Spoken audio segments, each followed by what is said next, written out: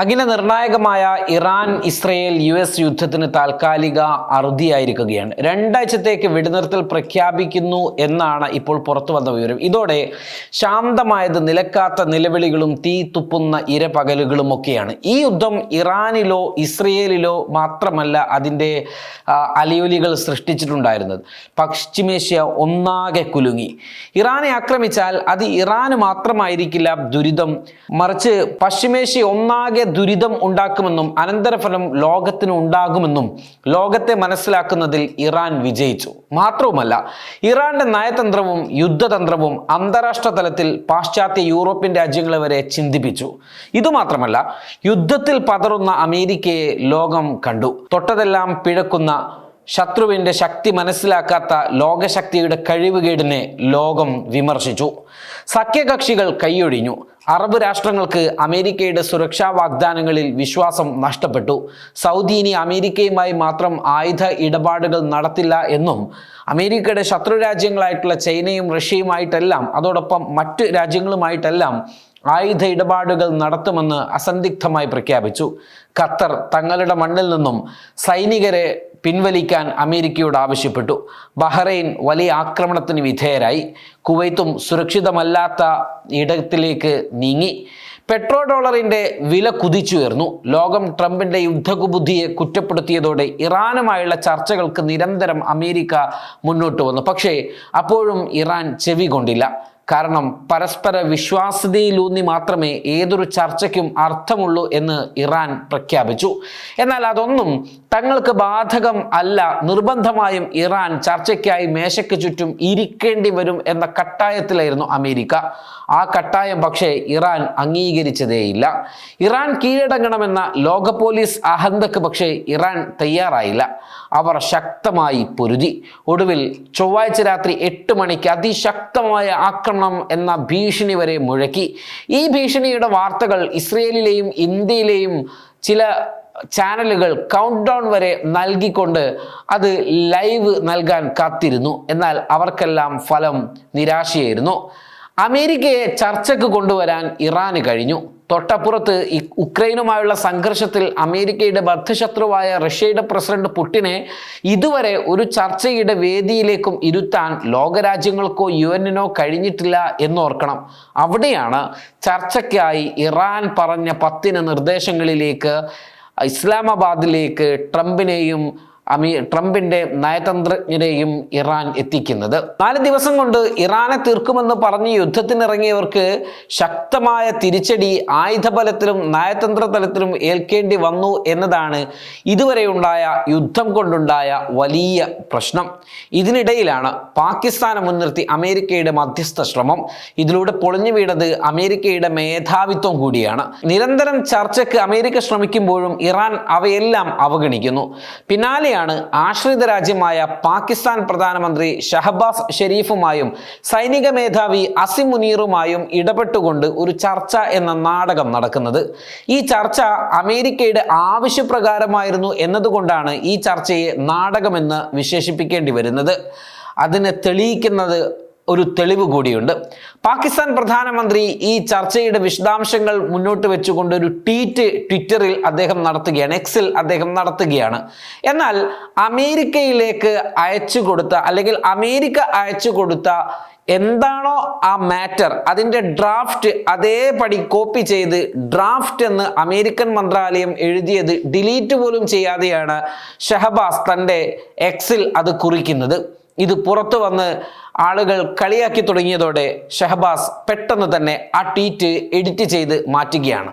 തത്വത്തിൽ അമേരിക്കയിൽ നിന്ന് നിർദ്ദേശം വരണം ഒരു ട്വീറ്റ് പോലും തനിക്ക് ചെയ്യാൻ എന്നുള്ളതാണ്. തമാശക്ക് നമുക്ക് അങ്ങനെ പറയാമെങ്കിലും അമേരിക്ക പാകിസ്ഥാനെ മുൻനിർത്തി ഉണ്ടാക്കിയ ഒരു ചർച്ചയാണ് ഇത് എന്നതാണ് ഇതിൻ്റെ ഏറെ രസകരം എന്നത്. ഇത് പുറത്തു വന്നതോടെ അമേരിക്ക വീണ്ടും നാണം കെട്ടിരിക്കുകയാണ്. ചർച്ചയുടെ വിശദാംശത്തിലേക്ക് വന്നു കഴിഞ്ഞാൽ ഇറാൻ നിർണായകമായ 10 നിർദ്ദേശമാണ് മുന്നോട്ട് വെച്ചിട്ടുള്ളത്. ഇതിൽ പ്രധാനപ്പെട്ടവ ഇവയാണ്.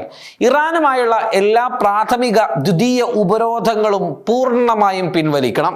ഹോർമുസ് കടലിടുക്കിന്റെ സ്ട്രെയിറ്റ് ഓഫ് ഹോർമുസിന്റെ നിയന്ത്രണം ഇറാന്റെ സൈനിക മേൽനോട്ടത്തിൽ തന്നെ തുടരണം. എന്താണോ നിലവിലുണ്ടായിരുന്നത് അത് തന്നെ തുടരണം. മറ്റൊന്ന്, മിഡിൽ ഈസ്റ്റിൽ നിന്ന് അമേരിക്കൻ സൈന്യത്തെ പൂർണ്ണമായും പിൻവലിക്കണം എന്നാണ്. അഥവാ ഇപ്പോൾ ഗൾഫ് രാജ്യങ്ങളിലുള്ള അമേരിക്കയുടെ സൈനിക താവളങ്ങളും സൈന്യവും അവിടെ നിന്ന് പിരിഞ്ഞു പോകണമെന്ന് നിലവിൽ ഖത്തർ ഉൾപ്പെടെ, വൈകാതെ മറ്റ് അറബ് രാഷ്ട്രങ്ങൾ ഉൾപ്പെടെ ആ നില സ്വീകരിക്കേണ്ടി വരും എന്നത് ഏറെ നിർണായകമാണ്. മറ്റൊന്ന്, വിദേശ രാജ്യങ്ങളിൽ മരവിപ്പിച്ചു വെച്ചിരിക്കുന്ന ഇറാന്റെ സാമ്പത്തിക ആസ്തികൾ വിട്ടു നൽകണം എന്നതാണ്. ഇറാനെ സംബന്ധിച്ചിടത്തോളം ഏറ്റവും നിർണായകം അത് തന്നെയാണ്. യുദ്ധാനന്തരം തകർന്നു കിടക്കുന്ന ഇറാൻ ഒരു പുനർജന്മം ആവശ്യമുണ്ടാകണമെങ്കിൽ അവരുടെ വളർച്ചയ്ക്ക് ഏറ്റവും ഉതകുന്നത് ഈ ഉപരോധം കൊണ്ട് പല രാജ്യങ്ങളിലും അവർ സ്വർണമായും പണമായും നിക്ഷേപിച്ച നിക്ഷേപങ്ങളും മറ്റ് ആസ്തികളും ഒക്കെ വിട്ടു നൽകണം എന്നാണ് ഇറാൻ പറയുന്നത്. മറ്റൊന്ന്, യുറേനിയം സമ്പുഷ്ടീകരണത്തിനുള്ള അനുമതി നൽകണം എന്ന് വെച്ചാൽ എന്താണോ അമേരിക്ക ഇറാനുമായി യുദ്ധത്തിൽ ഏർപ്പെടാനുള്ള കാരണമായി പറഞ്ഞത്, ആ കാരണത്തെ തങ്ങൾ അംഗീകരിക്കില്ല എന്ന കൃത്യമായ സന്ദേശമാണ് ഇതുവഴി നൽകുന്നത്. യുറേനിയം സമ്പുഷ്ടീകരണത്തിനുള്ള അനുമതി നൽകണം. ഇസ്രയേലിന് ആ അനുമതി കൊടുത്തിട്ടുണ്ട്. പാകിസ്ഥാൻ ഇതുപോലെ അനുമതി ഉള്ള രാഷ്ട്രമാണ്.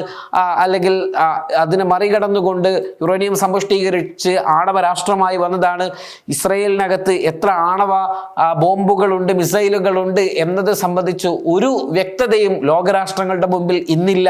അതുകൊണ്ട് തന്നെ ഇസ്രയേലിന് ബാധകമാകാത്തവ ഇറാന് ബാധകമാകരുത് എന്നതാണ് ഇറാന്റെ നിർദ്ദേശം. അതോടൊപ്പം തന്നെ ഉണ്ടാക്കുന്ന കരാറുകൾക്ക് നിയമസാധ്യത നൽകുന്നതിനായി ഐക്യരാഷ്ട്രസഭയുടെ സുരക്ഷാ സമിതിയായ UNSC പ്രത്യേക പ്രമേയം പാസാക്കണം. യുദ്ധത്തിൽ സംഭവിച്ച നഷ്ടങ്ങൾക്ക് അമേരിക്ക ഉത്തരവാദിയാവണം, അമേരിക്ക നഷ്ടങ്ങൾ നികത്തണം എന്ന ഇത്തരത്തിലുള്ള 10 നിർദ്ദേശങ്ങളാണ് ഇറാൻ മുന്നോട്ട് വെച്ചത്. ഇനി അമേരിക്ക മുന്നോട്ട് വെച്ച നിർദ്ദേശങ്ങൾ എന്തൊക്കെയാണെന്ന് നോക്കേണ്ടതുണ്ട്. ഒന്നാമതായി അവർ പറയുന്നത് ഹോർമുസ് കടലിടുക്കിലൂടെയുള്ള അന്താരാഷ്ട്ര കപ്പൽ ഗതാഗതം ഉടനടി പുനഃസ്ഥാപിക്കണം. ആഗോള എണ്ണ വിതരണത്തിന് ഇത് അത്യന്താപേക്ഷിതമാണ് എന്നാണ് അമേരിക്ക പറയുന്നത്. നമുക്കറിയാം, യുദ്ധത്തിൽ അനന്തര ഫലമായി ലോക രാഷ്ട്രങ്ങളിലെല്ലാം എണ്ണ ലഭ്യത കുറയുന്നു, എണ്ണ വിലകൾ കുതിച്ചുയരുന്നു, ക്രൂഡ് ഓയിലിന്റെ വില വർദ്ധിക്കുന്നു. ഈ ഒരു സാഹചര്യത്തിൽ എല്ലാവരും അമേരിക്കയെ കുറ്റപ്പെടുത്തിക്കൊണ്ടിരിക്കുന്ന ഒരു സാഹചര്യമുണ്ട്. അത് മറികടക്കണമെങ്കിൽ ഇത് തുറക്കണം എന്നതാണ് അമേരിക്കയുടെ ഒന്നാമത്തെ ഡിമാൻഡ്. മറ്റൊന്ന്, ഇറാന്റെ ആണവ പരിപാടികൾ പൂർണ്ണമായും അവസാനിപ്പിക്കുകയും IAEA പരിശോധനകൾക്ക് വിധേയമാവുകയും വേണം ഇറാൻ എന്നതാണ് രണ്ടാമത്തെ നിലപാട്. ഈ നിലപാടിൽ ഇറാൻ ഒരിക്കലും പിറകോട്ട് പോകില്ല. ഇതുള്ളത് കൊണ്ടാണ് ഇറാൻ ആക്രമിക്കപ്പെടുന്നത്. ഇത് ഉണ്ടാക്കണമെന്നാണ് ഇറാൻ ആഗ്രഹിക്കുന്നത്. മറ്റൊന്ന്, ഹമാസ്, ഹിസ്ബുള്ള, ഹൂത്തികൾ തുടങ്ങിയ മിലീഷ്യ ഗ്രൂപ്പുകൾക്ക് നേതൃത്വം നൽകുന്ന സൈനിക സഹായം ഇറാൻ അവസാനിപ്പിക്കണം എന്നതാണ്. ഇതും ഒരു പക്ഷേ ഇറാനെ സംബന്ധിച്ചിടത്തോളം സ്വീകാര്യമായിക്കൊള്ളണമെന്നില്ല. ഇറാന്റെ 10 നിർദ്ദേശങ്ങളിൽ നമ്മൾ മുകളിൽ പറയാത്തത് ഒന്നും ഇത് തന്നെയാണ്. ഇത്തരം ഗ്രൂപ്പുകളെ ആക്രമിക്കരുത് എന്നും ഇത്തരം രാജ്യങ്ങൾ ആക്രമിക്കരുത് എന്നൊരു നിർദ്ദേശം കൂടി ഇറാൻ ഈ 10 നിർദ്ദേശത്തിൽ വെച്ചിട്ടുണ്ട്. അത് ഇവിടെ അമേരിക്കയും പറയുന്നത് ഇവരെ സഹായിക്കുന്നത് അവസാനിപ്പിക്കണമെന്നാണ്. മറ്റൊന്ന്, അമേരിക്കൻ ടെക് കമ്പനികൾക്ക് ആമസോൺ, ഗൂഗിൾ, മെറ്റ അതുപോലെയുള്ള 18 കമ്പനികളെയായിരുന്നു ഹിറ്റ് ലിസ്റ്റിൽ ഇറാൻ ഉൾപ്പെടുത്തിയിരുന്നത്.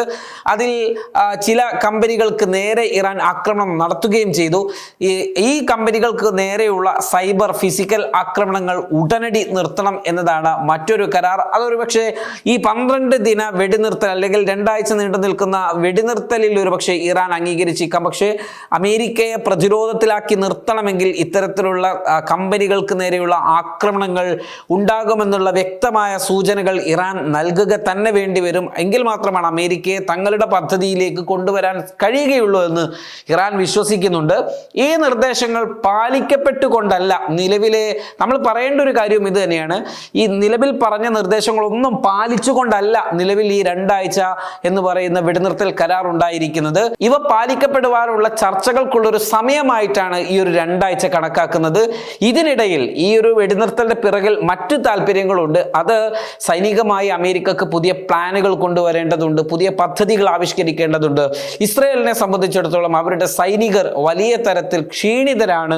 അവർ വലിയ തരത്തിലുള്ള പ്രതിരോധ വീഴ്ചകൾ അവർക്ക് സംഭവിച്ചു കൊണ്ടിരിക്കുന്നു.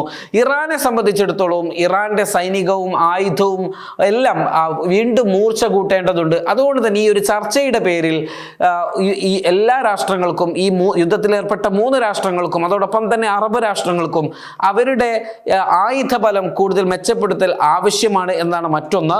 ഇനി ഏപ്രിൽ 10-നാണ് ഇസ്ലാമാബാദിൽ ഇതുമായി ബന്ധപ്പെട്ട ചർച്ചകൾ നടക്കുന്നത്. ഈ ചർച്ചയിൽ ഇത്തരം കാര്യങ്ങളൊക്കെ ചർച്ചയ്ക്ക് വെക്കാം എന്നാണ് താൽക്കാലികമായ ഒരു ഉടമ്പടി. ഇത് ഇരു രാജ്യങ്ങളും അംഗീകരിച്ചിട്ടില്ലെങ്കിൽ യുദ്ധം വ്യാപിപ്പിക്കുക തന്നെയാകും ചെയ്യുക. ഹോർമസ് കടലിടുക്ക് മാത്രമായിരിക്കില്ല, മറ്റ് ചെങ്കടലിലുള്ള കടലിടുക്ക് കൂടി അടച്ചുകൊണ്ടും പ്രതിരോധിച്ചുകൊണ്ടുമായിരിക്കും ഇറാൻ യുദ്ധത്തിലേക്ക് ഇനി കടക്കുക. യുദ്ധം ഈ മേഖലയിൽ നിന്ന് മാത്രമല്ല മറ്റു മേഖലകളിലേക്ക് വ്യാപിപ്പിക്കും എന്ന് 8 മണി വരെയുള്ള അന്ത്യശാസനത്തിന് മറുപടിയായി ഇറാൻ പറഞ്ഞിരുന്നു. ഇനി ഇതിലെ പല നിർദ്ദേശങ്ങളും അംഗീകരിക്കപ്പെട്ടാൽ അത് കൂടുതലും ഫലപ്രദമാവുക ഇറാന് തന്നെയാകും.